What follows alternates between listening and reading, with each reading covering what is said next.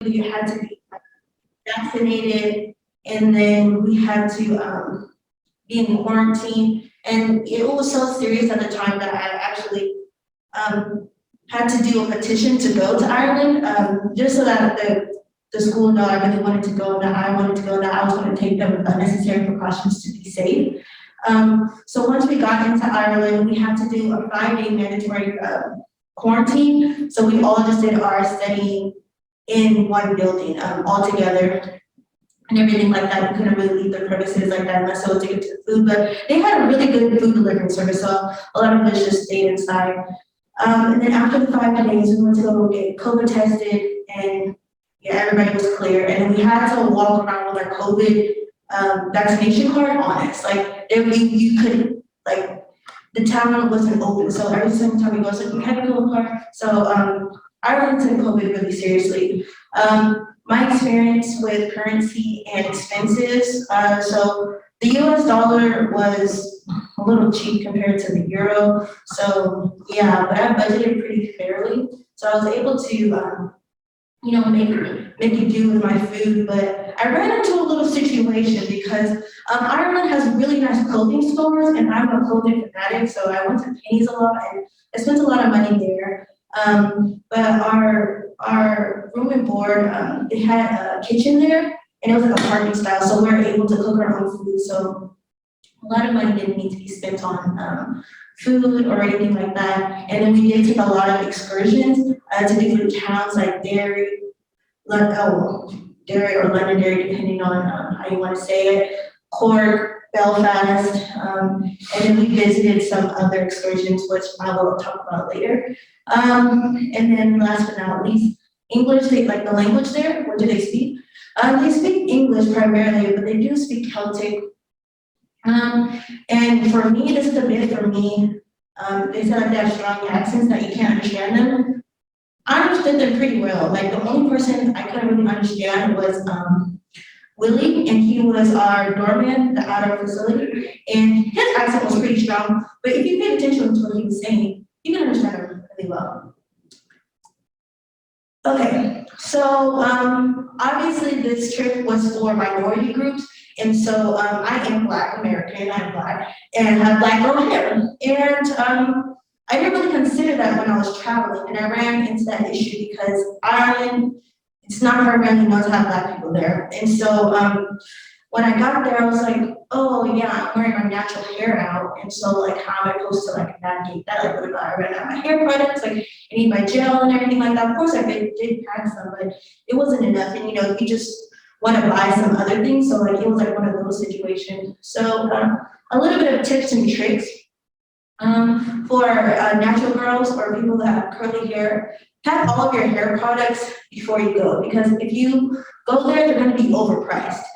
We did find, I think it was called Parnell Street in Dublin, and it was kind of like where all the Black people would hang out, or like just there was a lot of Caribbean stores, and there was a hair store actually, but they just had a hair store. They didn't like, there was a hairstylist store. It wasn't like a hair product store, but they are overpriced.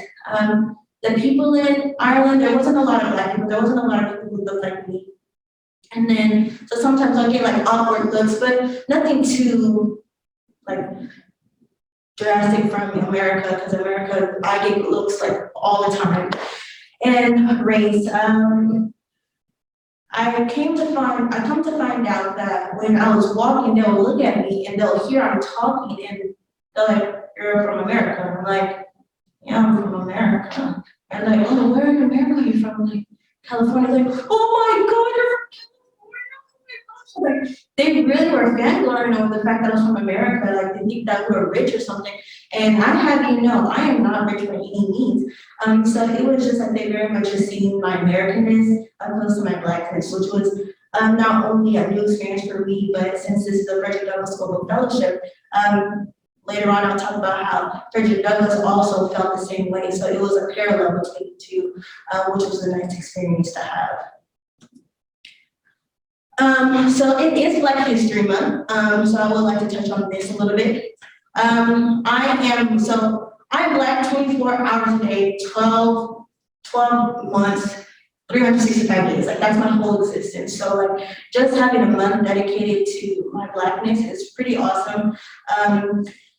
So it has changed throughout the years, and now that I'm in college and around more like-minded people as me, and especially Black intellectuals, my eyes are just really open to certain things and accepting myself more. So like in this picture, I put this picture here because whenever somebody asks me for a professional picture, since I took this one, I give them both of them. I should have put the one that I hand them, but they never choose this one.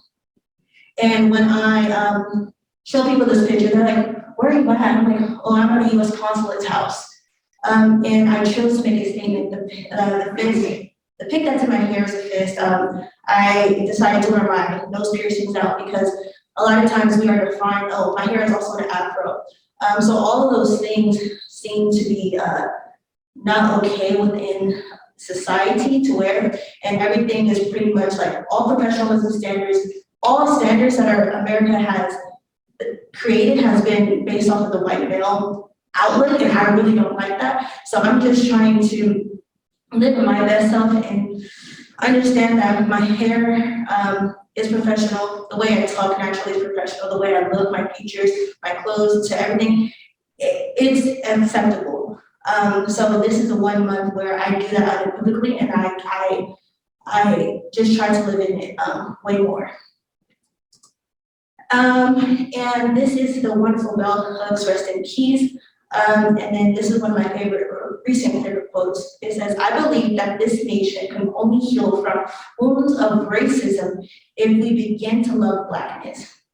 And by that, I don't mean that we love only which is best within us, but that we are also able to love which is flattering and wounded and contradictory and incomplete. So that quote is really powerful, and just reading it, like I kind of get chills because I'm like in the process of doing all of those things right now. Not only how I operate, but trying to love all of those things about myself just on a day-to-day basis.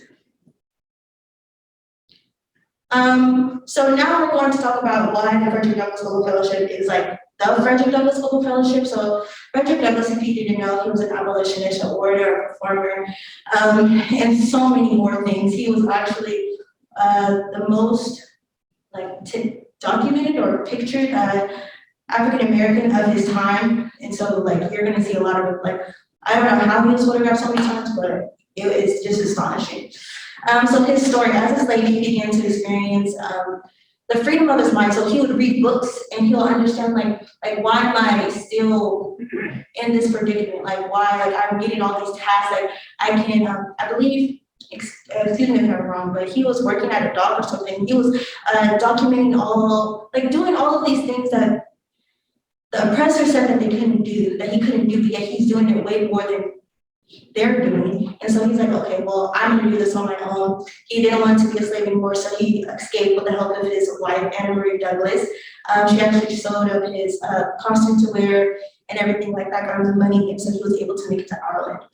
Once he got to Ireland, he realized like, when you see that I'm Black, you see that I'm American. And although back in the day, Irish people and African Americans were lumped in the same, so you'll see some flyers that say no Black dogs are Irish. And so it was like, when you go over there, it's like, oh, everybody's one in a sense. And he met Daniel O'Connell, and he was very much a like-minded thinker. They did a lot of spoken events, and I don't want to miss it. Was it Belfast? Yes, in Belfast, I believe. And we went to some of their locations as well to see like the hotels that they spoke in, and the places where they'll actually formulate some of their speaking events. And Frederick Douglass, he didn't only just speak about the atrocities of slavery and fight for abolition, but he was also the first, one of the few male supporters to support Seneca Falls Convention in 1948. And we had the pleasure, the great pleasure of meeting the bloodline of Frederick Douglass. So we have here on the left side, is Nettie Washington Douglas. She is the great-great-grandmother of Frederick Douglass. And just her story of being a descendant of Frederick Douglass is just amazing. She is also a descendant of Booker T. Washington. So she's just a powerhouse in like, not only because she's related to these people, but the things that she's done throughout her life and how she's dedicated her life to carry the legacy name. And just when she talks to me, gives you advice, like it's just like she's very much at the end of the day, that she was like, you're gonna call like me Auntie Nettie, and I'm gonna always call her Miss Nettie, but like I always feel like Auntie Nettie, like if you want to talk to Miss Nettie, then like she's an amazing person. And then we have Kenneth B. Morris. He's the great-great-great-grandson of Frederick Douglass, and he really does speak highly about Frederick Douglass and his legacy. Like he's been in multiple documentaries, just as Lady Washington Douglass has. And they actually have a Frederick Douglass like convention as well that's going on this month. And so he's heavily involved with not only carrying his legacy name, but fighting human trafficking as well. So these are two powerhouse, like some of the few powerhouses that we got tonight, because we got to talk to Kamala Harris and Tisha, like all the mayors that we went. We're just around a lot of people. So my application process for all the students that are in here, put a little heart if you're a student. I think that would be cute. Anyways, so my application process looks a little different now, but back in 2020, I had to have a written statement, a video submission, and a letter of recommendation. And so right here, I'm trying to point out how many times it took me to make this video submission. And I think I was a little bit more critical of it because my writing capabilities, they are good, but since I do struggle with dyslexia, it's really hard for me to write for so long. And I was really I just knew that my video had to be the best it could be. And so I would try to do takes after takes. And I don't know if you know this, but Fresno State is by an airport. And so the airport audio would ruin so many of my videos, and it just was so tedious. And so I got to a point where I just had to sit down in front of the video, in front of the camera, excuse me, and just record it. And I spoke from the heart.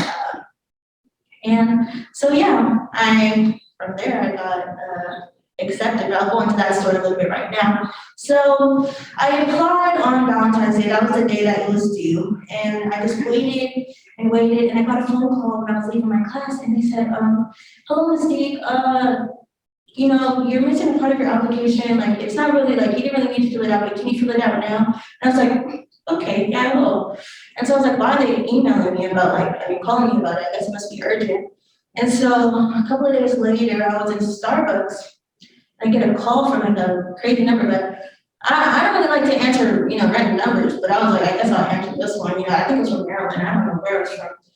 And I answered the call. Is this Mistique Davis? I was like, yeah, this is she. Like, I'd like to inform you that you are. I was like, oh my God! The phone hangs up.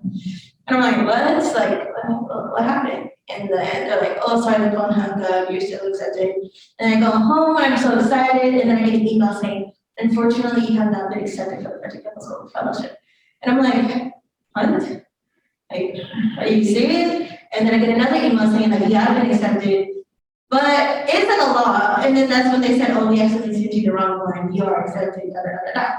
And then I get a bombshell saying that we're not going anywhere because of COVID. And then, so this has been a long time coming, to say the least. And so this is my beautiful cohort of my class. Unfortunately, two of the fellows could not make it because of their universities decided that there was a no-go. Like Fresno State was so gracious enough to allow me to petition to go. But unfortunately, these schools, some of my fellow schools were not able to do that. Like Marisol said, that this fellowship is very prestigious. Like it's open up to all CSU campuses and just all the campuses around the United States. And at the time that I was accepted, only 10 people were accepted. But in this new application, 16 people are going to be accepted. But nevertheless, it's still a very prestigious fellowship. And this is the first day we got to Ireland, excluding one person, Jalen. He came on a later flight. But this is the first day, and everybody was so happy. And yeah, very much real smiles. So let's just talk about some of the opportunities and how it's different from, I guess, classes here. So in the classroom, being in an environment where there's not only people who look like me, because in classes here, I'm one or two Black people in the classroom. And it's hard to talk about or talk the way you want to talk or, say the things that you want to see when you feel like you're going to be judged or just like disrespected, or it's really hard way to navigate education system here. And so just being in a place where I not only felt heard but listened to is a very important thing. People would actually contribute to what I was saying, or when they would critique what I was saying, they'll actually pour love and light into me instead of just bashing me. And how in this picture, it's a beautiful picture because all of our seats are just like how you guys are sitting right now, or tables are in front of you guys. But in a way in which they all turn around to look at you when you're speaking is the most beautiful thing. Like everybody wanted to hear what you're saying, and that's something that you don't get when you're not around like-minded people. And that's why this fellowship is so important, because I'm not only around Black intellects, but people who are learning to lead, people who are learning to love their skin, just to love their existence. So that was amazing. Just being in Ireland, we got to walk in the footsteps of Frederick Douglass. And when I tell you that was an emotional roller coaster, like it's just like a mental and emotional roller coaster, because you're put in these situations where you're put in these discussions that you're just like questioning like why, or you don't get until like you're later debriefing on the bus, and you're like, that's just heavy. We were in Londonderry here, or Derry, and just talking about the segregations between the Protestant and Catholics, and how they were segregated. Well, they segregate themselves, and I really couldn't grasp my head around that, because I was thinking to myself like, Protestant and Catholic, they all look the same. How do you tell the difference, or how do you tell who's Protestant and who's Catholic? But I came to learn I'm still trying to digest that now, but each time I talk about it with my fellows or just people who are into Ireland history and everything like that, I get a little bit more perspective. But that's just one thing in Ireland that I really take home now. And in Ireland, in the education that I received from that university, it was very much immersive. We went to all of these locations, and so it was great. Back home in California, I still have all my fellows who really care about me, and we build a relationship on a day-to-day basis. So it's just great, and I have this great head shop, so it's great. Opportunity part 2, like I said, we're on a Zoom call with Kamala Harris, and that was just an amazing experience. We got to hear from just an artist, we got to hear from Letitia. We were able to go to the U.S. Ambassador's house, made a whole bunch of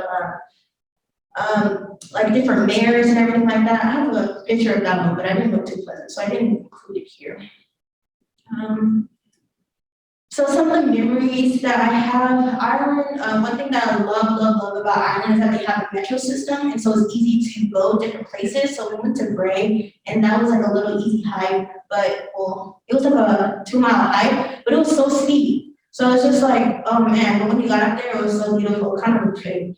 And then, like I said, we went to the U.S. Ambassador's residence, and then we went to Hove. There was a lot of opportunity for studying. During study, a lot of people just think that you're studying all the time, but there is opportunity for you to like take day trips, to take advantage of that. Like after we had our university, like we'll go to like this was right after class. Like we were all running after class, and we went straight after. Like this is a very much learning program, but it's a program that allows you to experience the culture and the scenery that Ireland has to offer. And then I had pictures. Oopsie, no, wrong one. And then we did some adventures to the Giant's Causeway, and they took us on that bus. It was called the Gold Rush, not the Gold Rush. I forget what it was called, but the Paddy Wagon. And they took you to so many different locations around Ireland that you can do in one day. And so we got to see so many things in one day. So that was a great experience. So for anybody on the call who wants to apply to not only this program, but to CIEE, you can go ahead and contact Kendall, and he's the assistant director of the program that I was in. And those are my information right there if you want to, contact me, or you can just look at my name on Instagram, Mistique_the great, and I'll text you back. So the question is really, what I really want to talk about is why you should apply. Like I see you, are you a student here? You're a student, yeah? No, I'm starting next semester. Oh, you're starting next semester? I'm planning on, yeah. Oh, okay. Well, just listen to what I'm about to say anyways. Are you in college? Oh, no, actually, I'm applying for a master's degree. Oh. Yeah, so, yeah. Okay now, okay. Well, just listen for next year. But anybody that's on the call, please listen to what I'm about to say. So if you apply to the Frederick Douglass Global Fellowship, you complete a whole application. What you need to complete a whole application is a personal video, a letter of recommendation, and your transcript. Those are all the 3 things that you need. And if you apply and you complete an application, you get $1,500 from CIE, and you get $1,500 from the school. And then you can use that to any CIE program if you do not so happen to become a fellow. So say for instance that you want to go to Japan. The Japan program for CIE is about $5,000. So if you have $3,000 and you minus that from $5,000, you got $2,000, and you can go to the study abroad program. So they're giving you, it's a win-win. Like if you don't get the fellowship, you still get the money to go to a different program, and that doesn't expire until the next year. The Frederick Douglass Global Fellowship needs to be submitted. So you have a whole year to use your funds.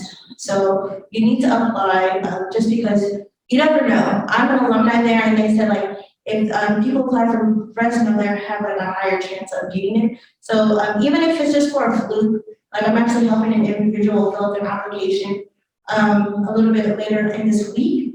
And the application is due on Valentine's Day, but there's very much time to do it. The only risky part is getting a letter of recommendation. But yeah, it's very much capable of doing so. And then these are just some of my pictures. My friend Sophia and Nikki, Quaisola, Kendall, Brielle, Michaela, Paul, and Markel, and Hannah, and Dalali. So yeah. You guys have any questions? Well, I see a lot in the chat. I don't know if those are ready. Can I open up the chat? Yes. Okay. I don't know if I got to see that. Oh, you have a question? Yeah. Where's your home area? Where's my home? Oh, I'm from Stockton. Yeah. You know where that is at? Absolutely. Oh, yeah. I'm from Stockton, yes. Oh, no question in the chat. Okay, cool. So Okay. what is the part that you enjoy the most from Ireland? I'll come right back to you. But the part that I enjoyed the most about being in Ireland is just being around like-minded thinkers like me, and just Black people in general. And being abroad. So just all those 3 things put together created such a healthy environment for me that it's hard to replicate on a day-to-day over here. And it's a part that I actually miss. I kind of yearn for just that experience. Because I can't replicate that on this campus, frankly. There's only about 500 Black students on this campus, and I don't see more than 10 or 5 on any given day. So it's really hard. Oh, he had a question first. Yeah, I was wondering, what did you learn that Frederick Douglass did in Ireland? I didn't know he'd ever been there. Yeah. So the question was, what did I learn that Frederick Douglass did in Ireland? So Frederick Douglass actually fled America to Ireland, and so that was the main reason why he went there. But then he met Daniel O'Connell, and Daniel O'Connell was a like-minded thinker, and so they just did a lot of work with abolition. So they did remote abolition work. So they'll make books, and people in Ireland, they were like, you weren't a slave, you weren't, that was never your experience, and it got so bad that he actually had to write a book about it. And so Daniel O'Connell helped him do some of that work as well, and just making sure that people understood what abolition is, what it means, why it needs to happen, and also they work on social issues regarding Ireland as well. So The more the Ireland culture, the aspect of what he did to make change there, I'm not so much for certain. I believe that he just did a lot of remote work for, well, not believe, he did a lot of remote work for abolition. He did have a lot of order, like speeches that were done in Ireland too, just to the Irish people. You have a question? How long were you in Ireland, actually? I was in Ireland for 4 weeks. Yeah, 4-week program for the summer. During your visit to Ireland, what was the place you liked the most? Any landscape or city? Oh. Or place? Okay, the question was like, what was my favorite scenery? Oh, dang it, I should have put the picture. So at the bottom right of your screen, there's a picture of me and my friends, my guy friends. And so we went to, the Giant's Causeway. And the Giant's Causeway is so beautiful. Okay, I'm gonna try to explain it. Imagine a whole bunch of honeycombs stacked up on each other, but they're rocks. And I don't know how the rocks form like that. And I think like there was a whole story about it. They said like there was like a giant, he actually like cut him out, and like there's a whole history behind it. And like it's like a whole tour, you can like listen to the little phone and everything like that, and they have an interactive museum. I like touching things, so it was like a whole experience in itself, mind blowing. And the water was really nice and blue.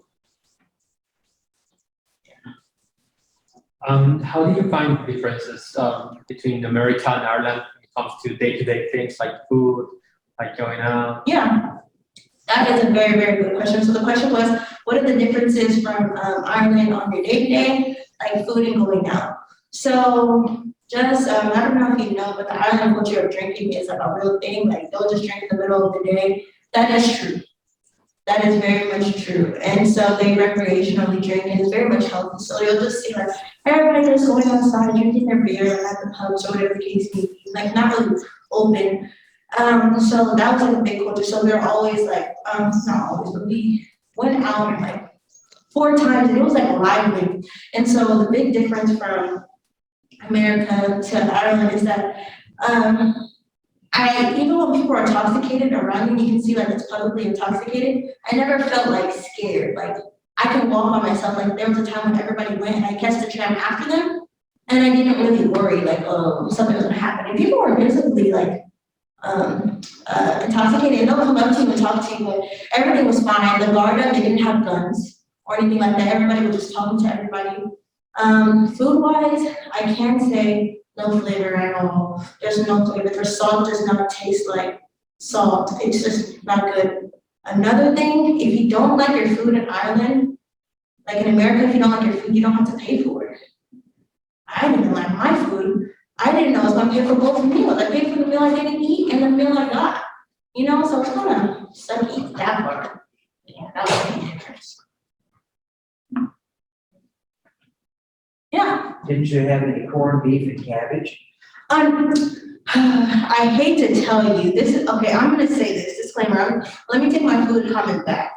Oh, I'm not gonna take that fully, but I have you know that I am a pescatarian, so I have limited options when it comes to eating food. One thing that did look interesting was, blood sausage, do you know what that is? Yeah, that's kind of a crazy concept. And they said it was made out of blood or something like that, or I really don't know. But that was one of the main things that they ate. And one thing traditional that I ate was porridge. Porridge was good. Just depends how you make it. But I got mine from a hotel, so it probably wasn't the best, but needless to say, it was still good. That question? Yeah, you have talked with the vice president, so what was the message, like the main message that you stand for the most with, and you would like to share to those that don't have the opportunity, like, you know? Okay. Yeah, so the question was basically, we got to speak with Kamala Harris, and what was the main thing that I took from it? And she asked us, like, this is our part of the race, and now what am I going to do with it? And that is a big responsibility. So you're not only getting to talk to Kamala Harris and like you're not only on a Frederick Douglass Fellowship, like studying Frederick Douglass and abolitionists, like it's like mind blowing. You're not only with like change makers within. So I just came back home and I was thinking to myself, like, I went on this trip. Like now I'm actively in my part of the race. So like, what am I going to do? And at first I was thinking to myself, like,